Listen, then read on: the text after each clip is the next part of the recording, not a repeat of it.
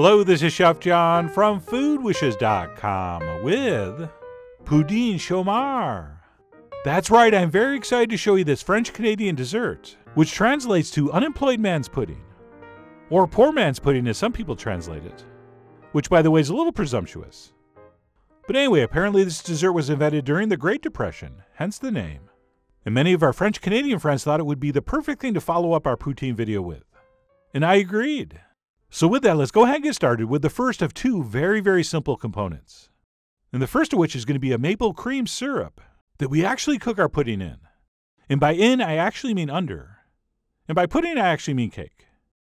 Don't worry, it will all make sense. So what we're going to do is add equal parts of maple syrup and heavy cream to this saucepan. And we will carefully bring this up to a boil on medium-high.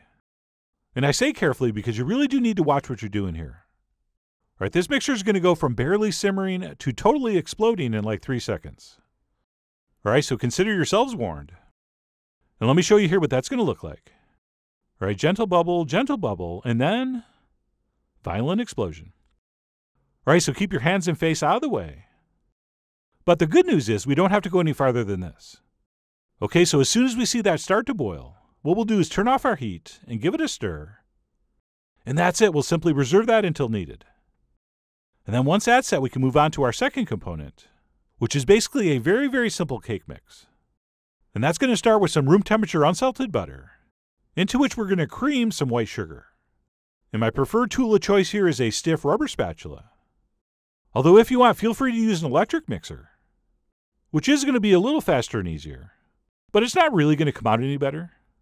Plus, mixing this up is as close to some of us are going to get to exercise this week. So I am going to be doing this all by hand. And what we want to do is keep smearing that butter and sugar together until we have a beautiful, nice, light, smooth mixture that hopefully ends up looking a little something like this. And then once that's been accomplished, we'll go ahead and switch to a whisk. And we'll proceed to add the rest of our wet ingredients, which includes a little touch of real pure vanilla extract, as well as 2 eggs, which to make things a little easier, we'll be whisking in one at a time. And the reason we usually don't do both at the same time is because eggs are mostly water, and we're mixing that into a mixture that's mostly butter. If we put both eggs in here and started whisking, the mixture can kind of separate, and it may actually end up taking longer than if you just mixed in one at a time. So we will go ahead and whisk that first egg in until we feel like it's been incorporated, at which point we'll add the second and final egg. And by the way, even if you do add them one at a time, especially if you're mixing by hand, it still can look like it's separating a little bit, but don't let that throw you off. That's not going to matter after we add our dry ingredients, as you're going to see. And we'll start by sprinkling over a spoon of baking powder, followed by a little bit of salt. And then last but not least, we will add our flour. And that's it. We'll simply switch back to our spatula and give this a mix until it's all combined. And yes, technically we are supposed to mix our salt and baking powder into the flour first. But don't worry, in this kind of a batter, it really doesn't matter. All right, this is what we call in the business a rustic recipe, which means we don't have to use all the proper techniques and it still comes out good. But anyway, we're going to go ahead and mix this up with our spatula until we have either a very, very thick batter or a very, very loose dough. And then what we'll do once that's done is go ahead and transfer it into some kind of buttered dish. And we'll go ahead and transfer that in and then maybe switch to a butter knife so we can even it out. And I should mention, for this to work properly, you're going to have to use the right size and shape dish, which I do not have. So what I'm using here is just a deep pie dish, which as you're about to see is a little too small for this recipe. See, what we need to do after this is transferred in and all smoothed out is we have to ladle over our hot maple cream mixture. And theoretically, we're supposed to add all of it to the top. And then what happens as this cooks, our cake mixture kind of rises up through that syrup. And once this comes out of the oven, what we'll have is cake on the top and a beautiful, nice runny layer of sauce underneath on the bottom. But because this dish is too small, I don't have enough room to ladle it all in.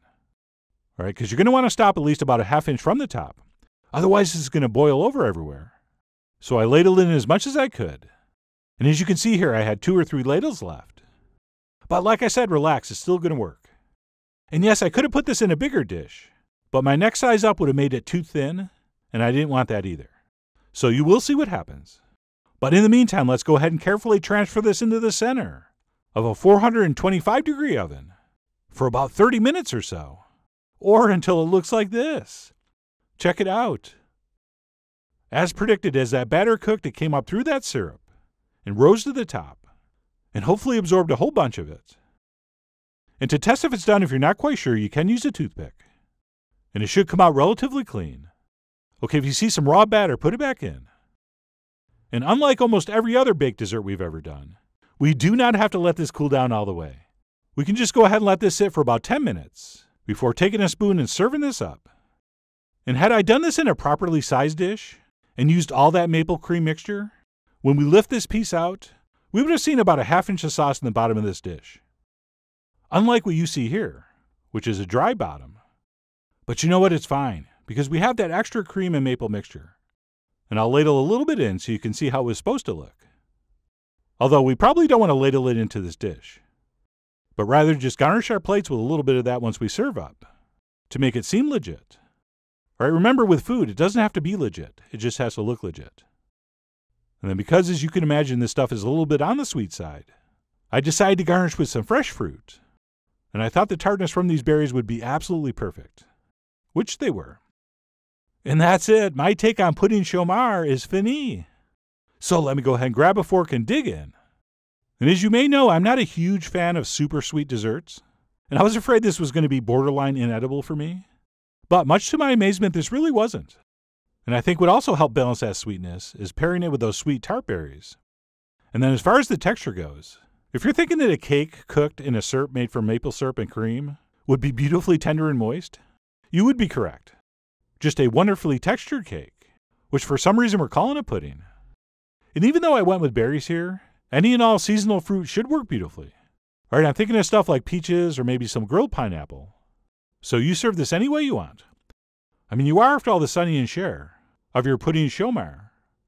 And by the way, speaking of Sonny and Cher, since this is called Unemployed Man's Pudding, I think actually technically our love could pay the rent. But that's another video. Oh, and one last thing as I finish up here. It might seem kind of odd that something called poor man's pudding requires such expensive ingredients like maple syrup and cream. Well, that's because apparently during the Depression, these farmers didn't have any money, but they did have plenty of cows and maple trees. So unlike today, these ingredients were not expensive. So don't let that very ironic name throw you off. This really is a gorgeous, easy to make, and very versatile dessert perfect for the summer. So for those reasons and more, I really do hope you give this a try soon. Head over to foodwishes.com for all the ingredient amounts and more info as usual. And as always, enjoy.